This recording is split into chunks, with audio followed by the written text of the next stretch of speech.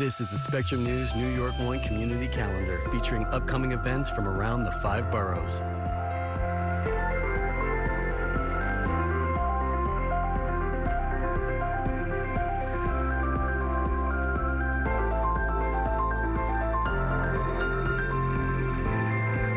It's 5 o'clock. 1-800-GOT-JUNK for home or office junk removal. We make junk disappear. I'm Shannon Ferry with the latest in a New York 1 Minute. We continue to follow the deadly Bronx fire, one of the worst in the city's history, killing 17 people and hurting dozens more. That number was adjusted down from 19, but officials warning the count could go up again as many people are fighting for their lives. We're also learning more about the victims, 8 of whom were children. Officials say a faulty electrical portable heater caused the flames, but the fast-moving smoke is really what led to the loss of life here. We're also getting information about the high-rise itself. Plus, we'll tell you where you can go to help the dozens of people now displaced from their homes. Meantime, in Harlem, police still searching for the person who fatally shot a Burger King employee who was just a teen. It all happened during an attempted robbery.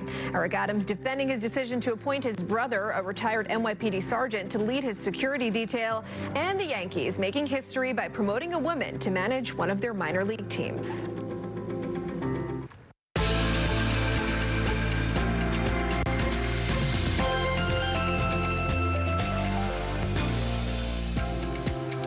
Hi, everyone. I'm Shannon Ferry, and thanks so much for joining us on this Monday afternoon. We're going to have the very latest on the deadly Bronx fire in a moment. First, though, we want to take a look at your forecast and the freezing temperatures we're seeing.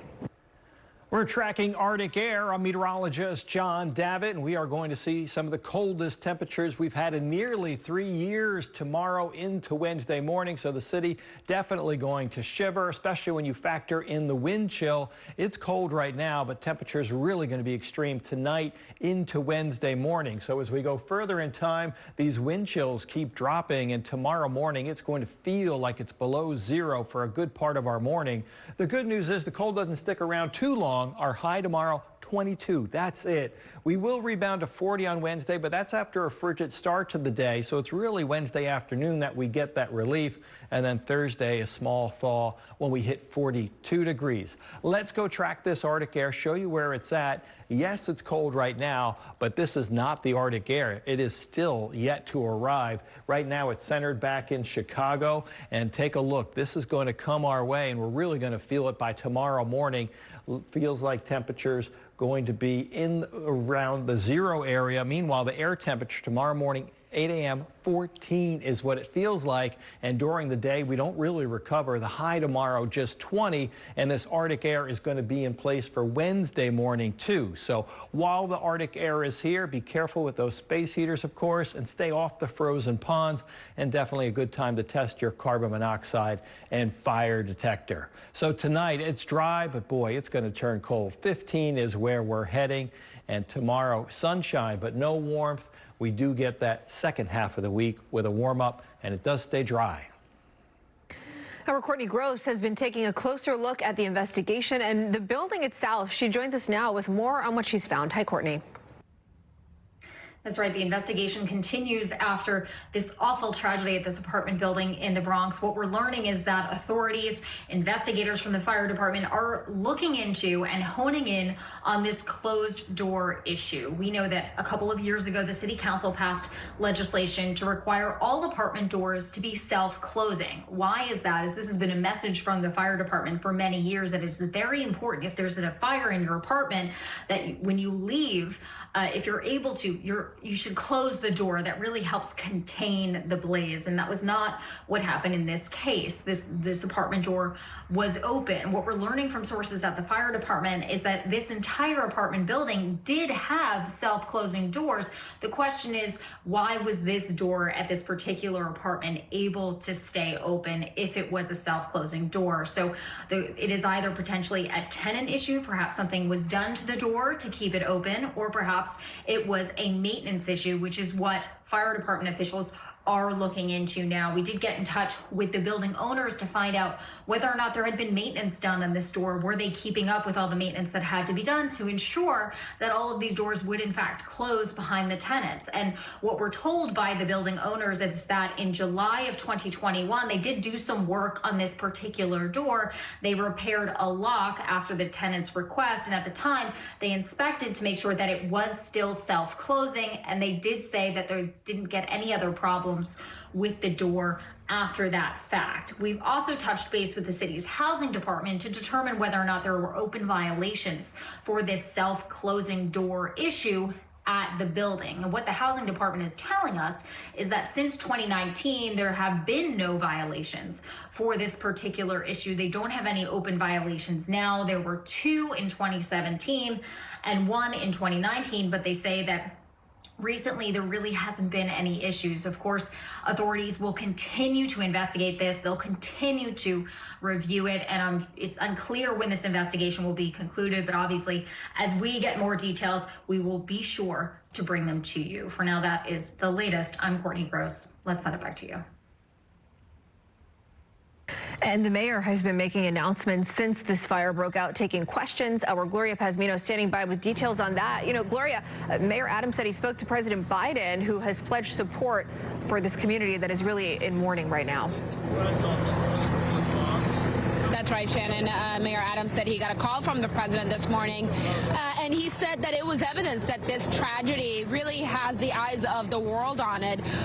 He talked about how here in the Bronx, you have just not this Gambian community that's been deeply affected, but really every ethnicity from around the world, the Bronx being one of the most diverse counties in the country. So he got that call from President Biden pledging federal support for whatever might be needed here.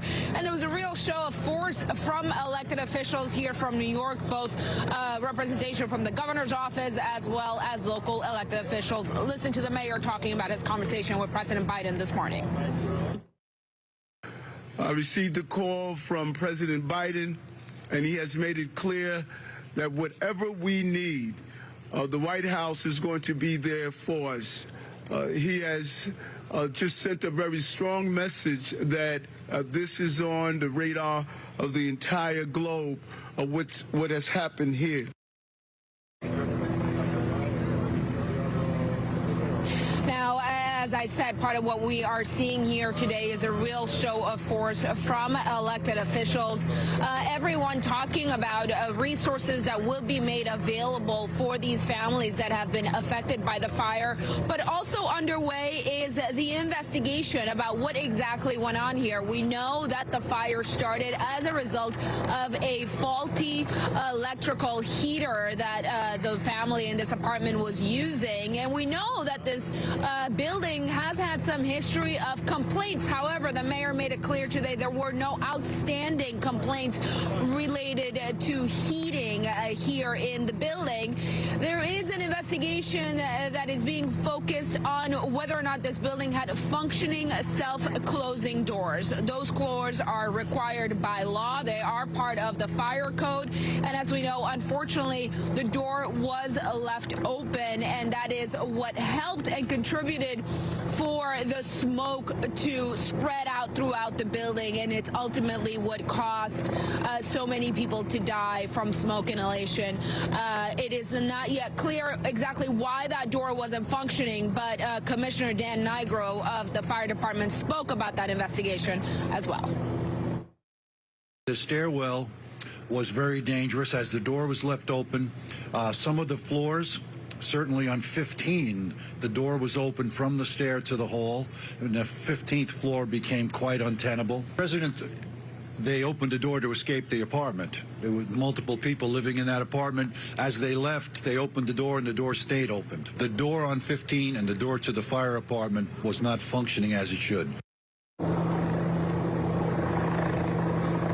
So the fire starting on that third floor, the smoke spreading all the way to the top floor, so you could really imagine just how quickly that smoke was able to travel all the way up the high-rise building as a result of that door not being closed when people were trying to escape the building.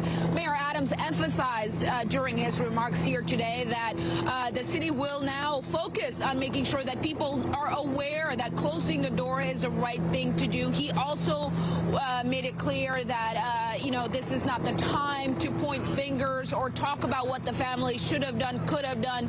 He talked about the trauma that they are likely experiencing now. He said the city would put all of its resources to make sure that people know exactly what to do if ever in a situation like the one that unfolded here yesterday. Shannon. Yeah, the mayor talking a lot about that muscle memory and making sure kids really doubling down on telling kids this in schools. All right, Gloria, thanks so much.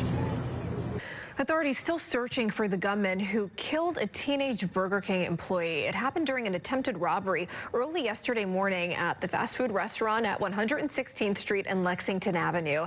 Officials have released this new image of the suspect. Police say 19-year-old cashier Crystal Bayron Nieves was fatally shot. A manager and a customer tried to stop the gunman from taking money out of the register, but the manager was punched in the face. The customer was pistol whipped. During the struggle, the attacker fired his gun and Bayron Nieves was struck.